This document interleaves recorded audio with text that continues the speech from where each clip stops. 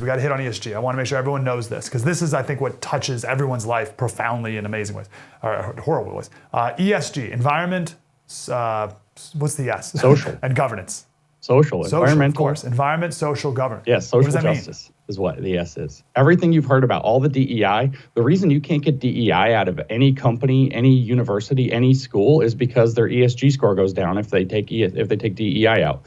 The reason we're doing this whole diversity, equity, inclusion nonsense, and it's impossible to remove, isn't because we have a bunch of zealots, though we do have that problem. There would be some variation. There's no variation among publicly traded companies, among large universities. And the reason there's no variation is because the social part of their ESG score depends on doing what they're told and implementing these exact programs. The governance score depends on hiring these people. So this is the tool of a cartel, is what it is, an investment cartel that's making corporations all behave in a particular way, and then they lobby government to make sure that that stays in position, so they build what they call a public-private partnership. That's Klaus Schwab's word, that doesn't, apparently I've been told, doesn't mean fascism, even though it's literally the definition of fascism.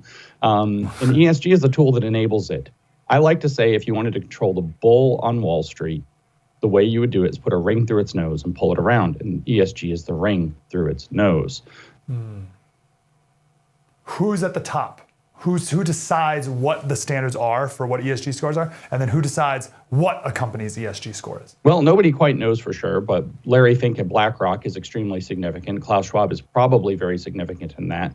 It's undoubted that Larry Fink is. Whoever is on the board of Vanguard, which people don't know who that is, those people are near the top of deciding what ESG scores are. And now here's something, we've already been scary, because what we basically have here in place is a social credit system for corporations.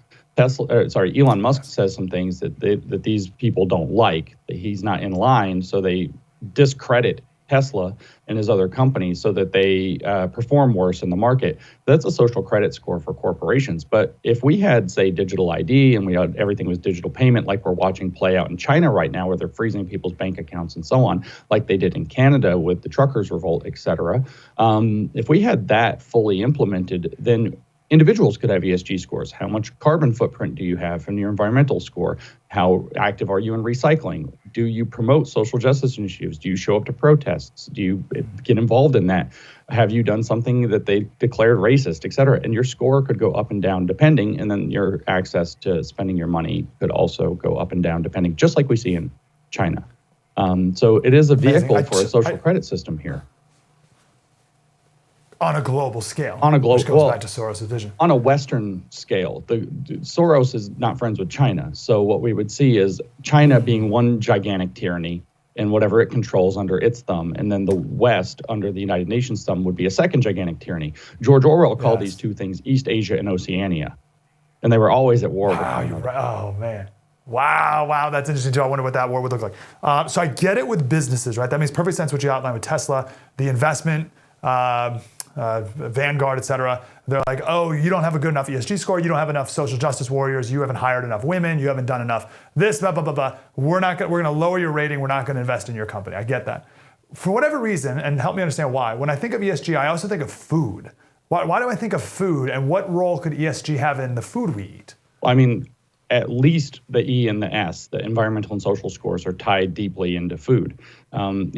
The vegan movement positioned itself both as environmental and social. It's socially responsible to be involved in these kinds of things, but it's also environmentally responsible because there's fewer cows and the water use and blah, blah, blah, all the different environmental arguments for why different diets contribute to ESG differently. There's also the aspect of tying it into health. There's a lot of talking about how food impacts health, which is of course true. There's a lot of health equity and food justice that's been worked out within what would be in the social environment, so that food is distributed, good food is distributed and bad food is controlled, or whatever else as well. And so your ESG score could be in part determined or used to control what kinds of food you buy. For example, you might only be allowed within your ESG allotment to buy, 2 pounds of beef per month or something like that. And once you go past that, you start incurring a high ESG cost, which raises maybe your rates or, whatever. You have to buy off some kind of carbon credits or whatever to be able to buy more meat, which obviously allows rich people to have all the steak they want and leads you to eat bugs,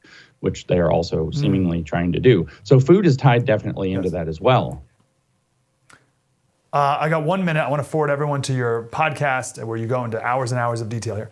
I want to leave it to you. Last thing we need to know. I'm like, I want any other dot you want to connect here. Like I kind of see the people at the top. I see the strings they pull, but like I'm missing maybe a middleman in here. Like, is it a foregone conclusion that we go along in this vision?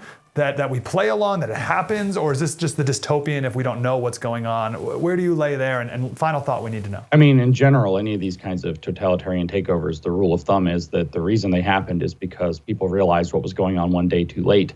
So the implementation, I know you would already have talked about how Soros gets DAs involved, how he funds immigration situations, all of this kind of stuff that Soros does. We look at the ESG and the World Economic Forum. They're doing it primarily through corporations.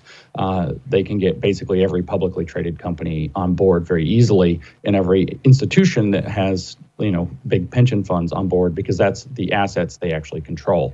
So the way that the middlemen have a gun to their head, basically a financial gun to their head, and they're being held hostage. Soros is doing something else, which is to sow chaos in order to change society, in order to dissolve all borders and have one open world. But an important point is there is a fracture point there. They don't get along with China, or he doesn't get along with China. And so he's not completely on board with the same vision. So his tools of evil could be used to take down other aspects of the regime if he starts fearing that it's going to gain too much power.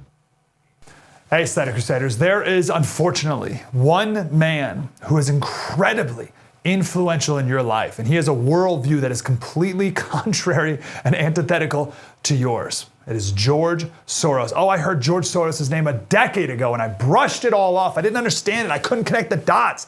Well, the dots have been connected, right? We see the fruit of what George Soros has done all these years when it comes to DAs in cities across the country. Also what he's doing now with ESG standards. Oh, if you don't know what those are, we talked to James Lindsay on our special. It is available now on the First TV's app. It's a free download. Please watch it and you can see what George Soros has done to this country and how he influences your life and how we can stop him. Available now on the First TV app, and you can download that at thefirsttv.com and at any app store.